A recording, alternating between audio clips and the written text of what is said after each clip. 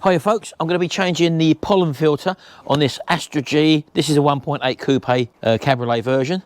Let's get on with it.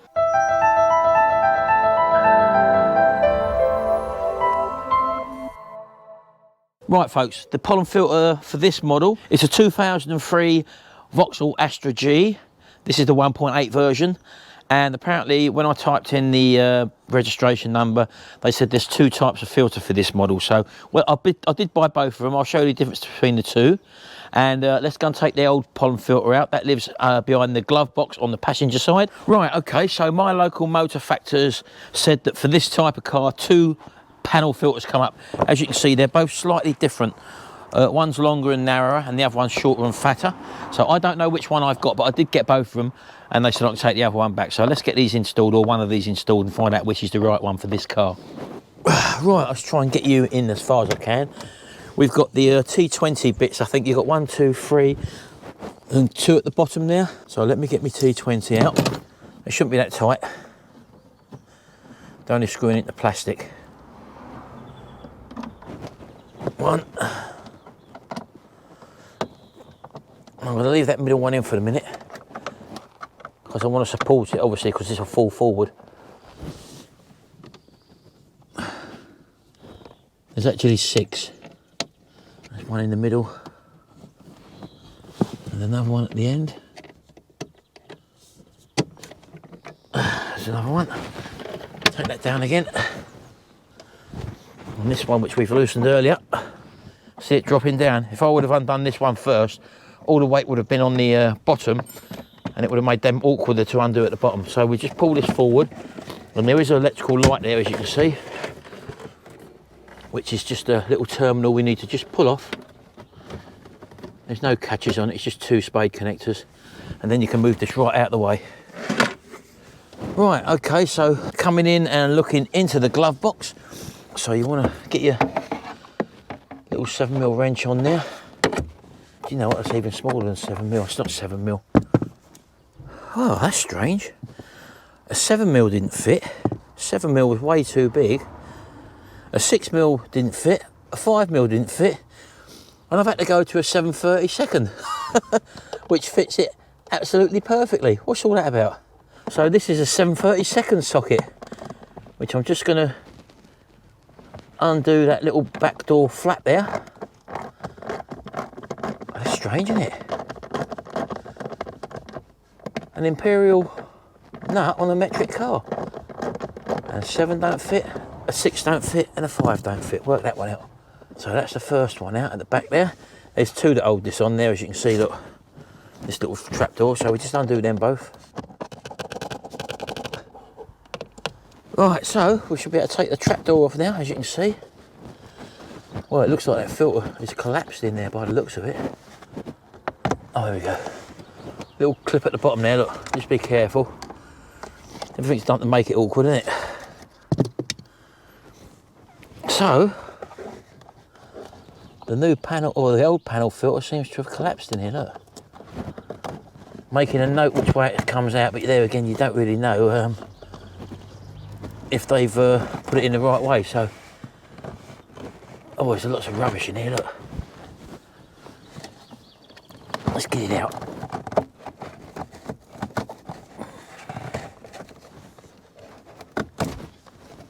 Right, that's the panel filter. Look how that was put in, look. That wasn't put in properly, was it? And it was put in the right way because the arrow's facing inwards. Airflow comes into the car, as you can see there, look. But yeah, that's no good at all, is it? So let's try and measure this up against our old one, our new ones. So looking at them, this one appears to be the smaller one of the two. So I've got the smaller panel filter. So this one can stay in the box and be sent back. And we'll be installing this one here. Right, so my airflow is going into the car. So it wants to go in this way first. I bet these can be a little bit awkward, to be honest with you.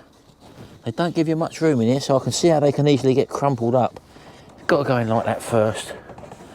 And you just got to sort of feed it in. Hold on. Hold on, that's not right. That's not right. I think the reason why that one was all crumpled up because it's the wrong size. I think it is the other one. Let me just take this other one out of the box. And yes, that's the reason that that was crumpled up. Someone's actually put the wrong one in. This one is narrower and it fits in that slot. So, lucky enough we didn't do any damage to this one. And I didn't try and force it in like the other person did. So let me put this one back in the box. See, so you can never go by what other people have done, can you? There we go, airflow's coming in. Now this one hopefully should go in a lot easier. Get that top edge in first. There we go. Get that top edge in. They are a little bit tricky at the best of times to get in these. There we go. That should start to go in. There we go, just getting it in there now, look. You don't want to be creasing it up so it folds up inside, you know. There we go. That's it. There we go, that's got in properly now, hasn't it? Yeah, look at that, look, straight in, look. So someone has had it out before, obviously, but they bought the wrong one and put the wrong one in. And they would have known that when they would have put it in, because I saw it straight away. As soon as I started to get it in the gap, it wouldn't go in the gap. So all we've got to do is to put these plastic clips back in. There we go, there's one in the bottom now. One in the top.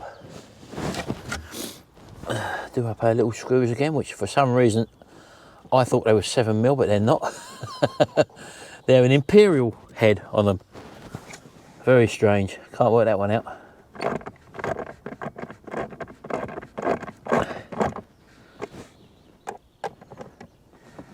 There we go, that's that. We're going to slip the glove box back in, but first of all, connect up our little light there. There we go, that's gone on there like that. Push this back into place. Should just fall in. And as a reverse, I'm going to put the middle one in the top first, just to make life easier. Not going to tighten them down yet until I get them all in, because they do tend to move about a bit, you see. These glove boxes. Alright, just the bottom two to go. Sorry, bottom three to go. There's three down here.